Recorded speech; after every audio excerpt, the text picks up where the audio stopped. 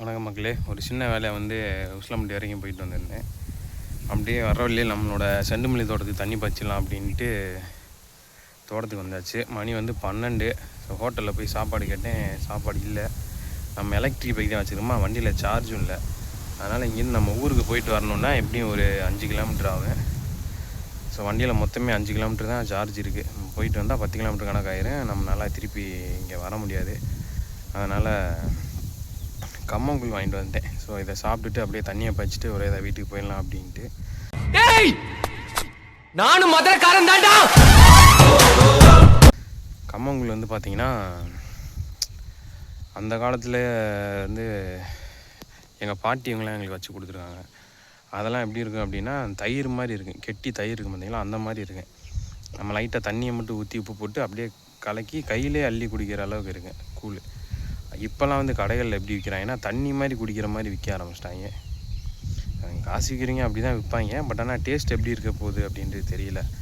எங்கள் அம்மாச்சி, எங்கள் அப்பத்தா அவங்க சைடெலாம் வந்து பார்த்திங்கன்னா அந்த புளிப்பு எல்லாமே கரெக்டாக இருக்குது. அடுப்பில் காய்ச்ச மாட்டாங்க. நான் கம்பை ஊற வச்சு அதை வந்து உரலை போட்டு குத்தி அந்த மாவை எடுத்து கலக்கி காலையில் தூக்கி வீட்டுக்கு மேலே, ஓட்டு மேலே, இல்லாட்டி தகர வீடு இருந்தால் தகரம் மேலே, இல்லை கூரை வீடு இருந்தால் கூரை மேலே வச்சுருவாங்க. அந்த சூரியனோட ஹீட்லேயே தான் வந்து அந்த கூழ் வந்து ரெடி ஆகும். அதுவும் மோஸ்ட்லி அந்த கூழ் வந்து பார்த்திங்கன்னா வெயில் காலத்துலலாம் அதிகமாக வைப்பாங்க. அப்போது ஹீட் அதிகமாக இருக்கிற டயத்தில் அது வீட்டுக்கு வெளியில் வச்சு வந்து அந்த கூழை அவங்க ரெடி பண்ணிடுவாங்க. இப்போல்லாம் வந்து அடுப்பில் காய்ச்சி கொண்டு வராங்க கூழ். அந்த டேஸ்ட் எப்படி இருக்க போகுதுன்னு தெரியல.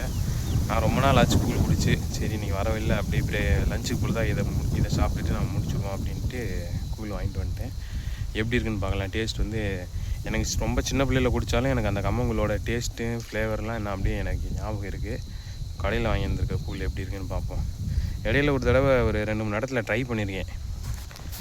ஒரு தடவை சென்னையில் ஒரு வாட்டி ட்ரை பண்ணேன். அங்கே வந்துட்டு கம்மங்கூழுக்குள்ள கேப்பங்கூழை கொடுத்துட்டாங்க. அதுவும் பழைய கூழ் பொறுக்க. அது குடித்தோன்னே தெரிஞ்சிச்சு அது பழைய கூழ் அப்படின்ட்டு. அதுக்கப்புறம் சரி நம்ம ஏரியா பக்கம் நல்லா இருக்குது அப்படின்ட்டு ஒரு நாள் சென்னையிலேருந்து பைக்லேயே வந்துட்டு இருந்தேன் ஊருக்கு. ரொம்ப நாள் ஆச்சு. ஸோ ஊர் பக்கத்தில் வந்துட்டு சரி டயர்டாக இருக்குது, ஒரு கூழ் குடிக்கலாம் அப்படின்ட்டு நிலக்கோட்டை பக்கத்தில் ஒரு கடையில் வாங்கி குடித்தேன். அவங்க வந்து கூழுக்குள்ளே சோறை போட்டு வச்சுருக்காங்க, சாப்பாடு அதை போட்டு வச்சுருக்காங்க. கூழ் கம்மியாகிடுச்சின்னு நினைக்கிறேன்.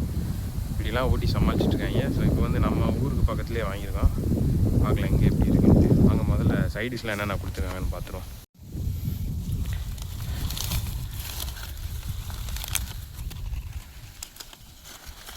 வத்தல் கொடுத்துருக்காங்க. ஏய் என்னவா கைக்கு வராமல் ஸ்டார்ட் பண்ணிட்டுருக்கா. அநேகமாக காற்றுல பறந்து போகுதுன்னு நினைக்கிறேன். சீனவரக்காய் வத்தலும்,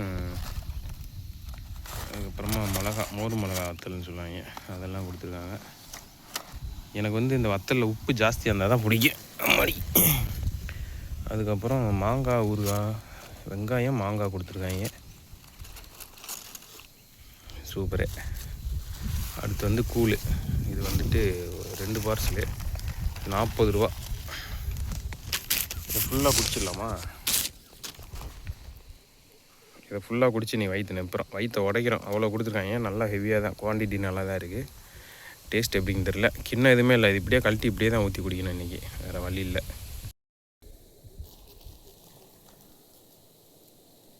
எப்படி ஒரு 1.5 கிலோ இருக்கும் பிறகு. இதை ஃபுல்லாக குடிச்சிட முடியுமான்னு தெரியல. இருந்தாலும் ட்ரை பண்ணுறேன் உங்களுக்காக. தண்ணி நிறையா ஊற்றி கொடுத்துருக்காங்கன்னு நினைக்கிறேன்.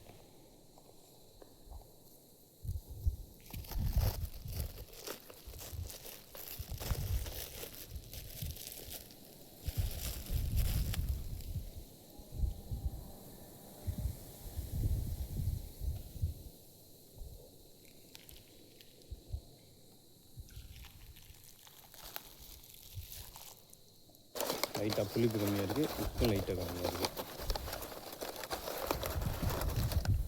ஆனால் ஃப்ரெஷ்ஷாக தான் வச்சுருக்காங்கன்னு நினைக்கிறேன். கூழ் காய்ச்சிருக்காங்க, அடுப்பில் காய்ச்சிருக்காங்க. விறகு புகையோட ஸ்மெல் வந்து அப்படியே இருக்குது இதில்.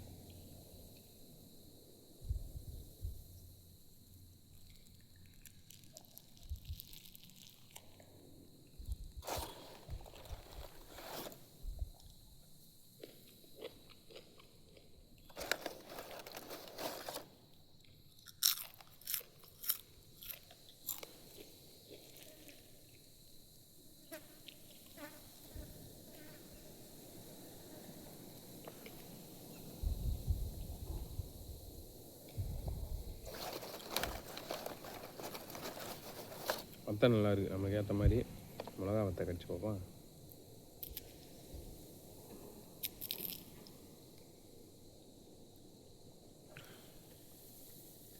உப்பு ஏறல.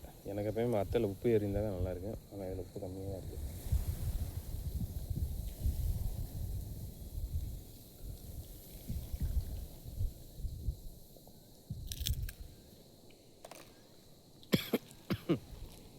மிளகா கடிச்சு இந்த மாதிரி போசை இருக்குது பாருங்கள்.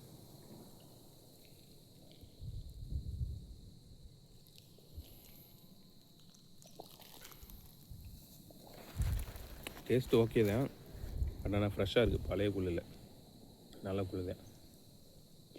இருந்தாலும் நம்ம கிழமையை கொடுக்குற டேஸ்ட்டாக அடிச்சுக்கிற முடியாது. அப்புறம் மாங்காய் பழத்தை போட்டுருக்காங்க, இனிக்குது. புளிப்பாக இருந்தால் தான் நல்லாயிருக்கும்.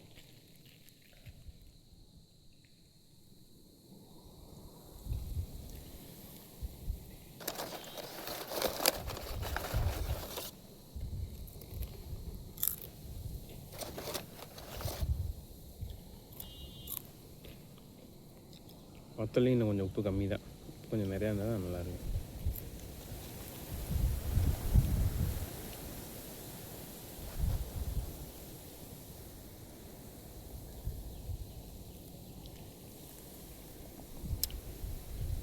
இதுக்கே பாதி வயிறு நம்பிடுச்சு, என்னைக்கு இவ்வளோ அடிக்க போகிறோம், குடிக்க முடியாதுன்னு நினைக்கிறேன்.